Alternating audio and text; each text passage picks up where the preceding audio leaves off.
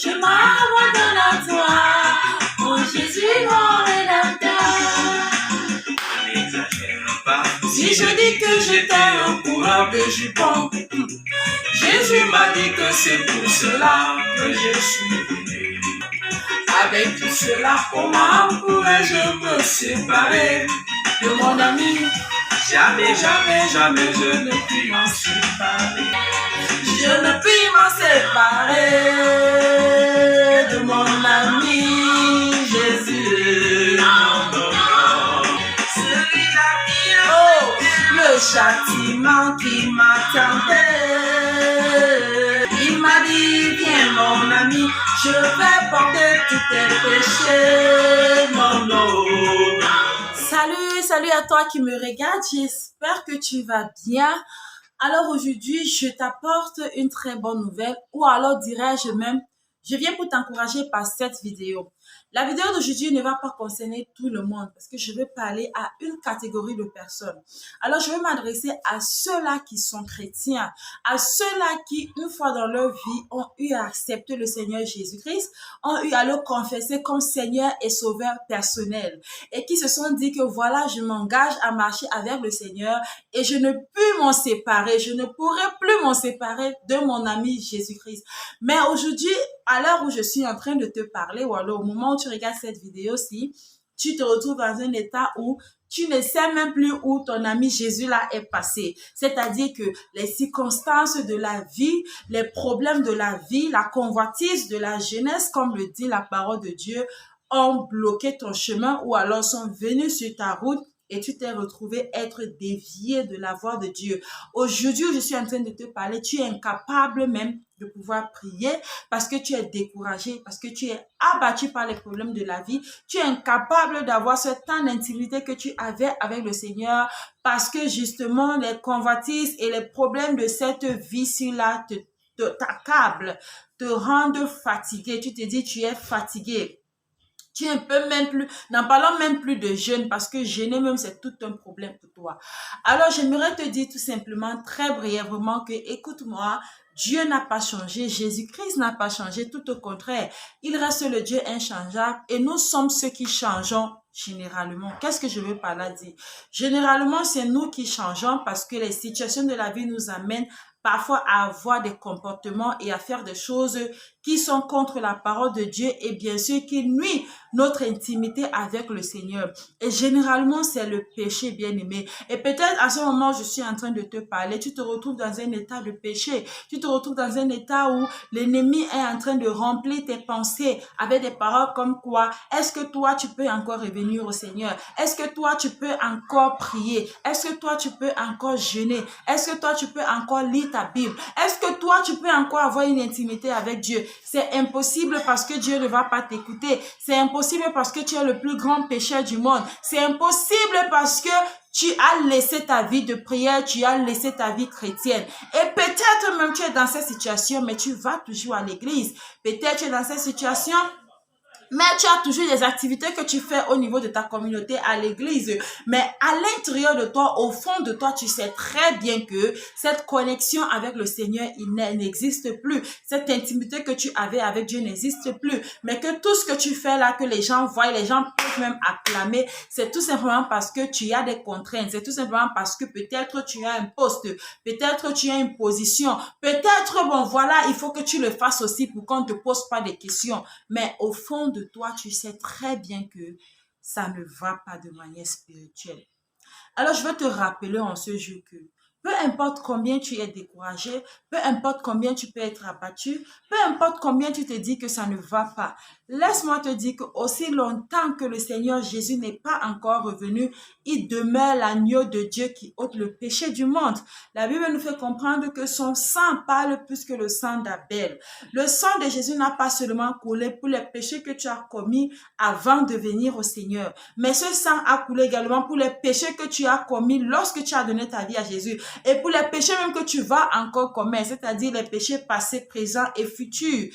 Alors laisse-moi te dire que tu dois te relever, tu dois te dire que je suis enfant de Dieu. C'est même parce que je suis dans cet état, c'est que l'amour de Dieu surabonde pour moi. C'est parce que je suis dans cet état, c'est que si je reviens à lui, il est prompt, il est disponible pour m'accueillir. Parce que justement, il n'est pas venu dans ce monde pour les justes, mais il est venu pour ceux-là qui étaient malades. Parce que comme la Bible le dit, c'est ceux qui sont malades qui vont vers le médecin. Alors si c'est que tu te rends compte que tu es malade, lève-toi, va vers le médecin par excellence qui est le Seigneur Jésus. Tu vas me demander, mais comment est-ce que je peux le faire? C'est difficile, je n'ai personne à qui parler, je n'ai personne à qui me confier. Ce que j'ai fait est tellement abominable. Eh bien, ce que tu as fait est abominable à tes yeux et non aux yeux du Seigneur. Lorsque Jésus-Christ regarde à toi, il ne regarde pas à ce péché, il ne regarde pas à cette vie, il ne regarde pas à ton passé, ok? Mais il regarde à qui tu es présentement.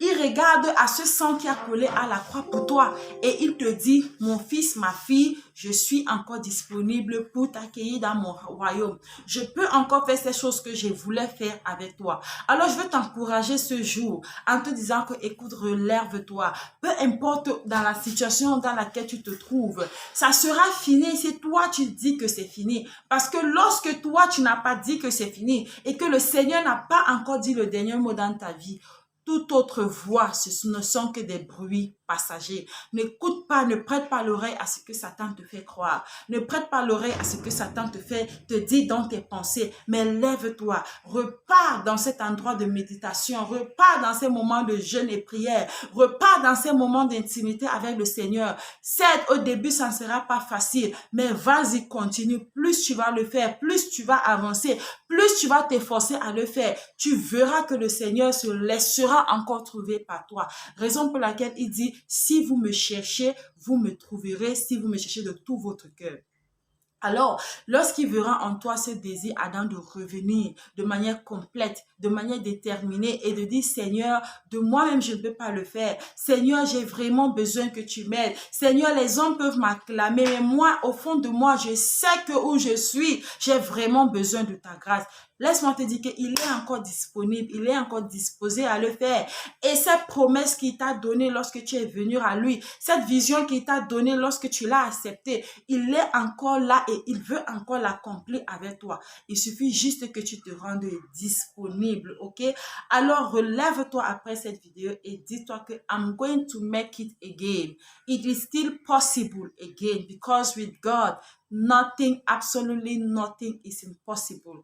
Alors, si tu as besoin d'aide quelconque, je ne sais pas, je te laisse l'email là au niveau de l'écran où tu peux m'écrire mamamdine2014@yahoo.com. Tu peux m'écrire sur cet email là si tu as besoin d'un accompagnement quelconque. Vas-y, laisse un email là et mon équipe et moi, nous allons certainement te répondre ou alors de manière personnelle, je pourrais te répondre et nous pourrons communiquer et je pourrais, par la grâce de Dieu, t'apporter l'aide dont tu auras besoin. J'espère que cette vidéo certainement t'a aidé. J'espère que cette vidéo certainement t'a béni. Et ma prière pour toi, c'est que le Seigneur te fortifie. C'est que pendant que tu prends l'engagement de revenir à Dieu, pendant que tu prends l'engagement de dire que tu ne vas pas écouter ce que l'ennemi te dit ou l'ennemi te fait croire, mais que tu vas regarder à Jésus-Christ. Tu vas regarder à l'agneau de Dieu qui ôte le péché du monde. Et que pendant que tu le fais, je prie que la grâce de Dieu t'accompagne dans tes décisions au nom de Jésus-Christ de Nazareth. Je prie qu'en ce moment, que tu reçoives la force de te relever dans ta vie chrétienne. Je prie qu'en ce moment, que tu reçoives la force de te retenir sur tes pieds dans ta vie chrétienne au nom de Jésus. Je prie que le Saint-Esprit puisse te refortifier, que l'Esprit de Dieu puisse remettre en toi le désir, la soif d'être dans sa présence et que tu aies ce désir ardent de pouvoir méditer sa parole, de pouvoir passer du temps à ses pieds afin qu'il puisse encore t'équiper à nouveau pour sa gloire au nom de Jésus-Christ de Nazareth. Amen. Bien-aimé, que le Seigneur te bénisse. C'est un plaisir pour moi de venir vers toi avec cette vidéo-là. Si elle t'a béni, vas-y, like-la, laisse un commentaire si tu as été béni également. Partage avec un proche, une bien-aimée, pourquoi pas. Ça pourra bénir la personne. Alors, je te revois dans une autre vidéo. Merci d'avoir regardé celle-ci jusqu'à la fin. D'ici à là, prends soin de toi. Et tu sais quoi? Que le Seigneur te bénisse. Bye bye.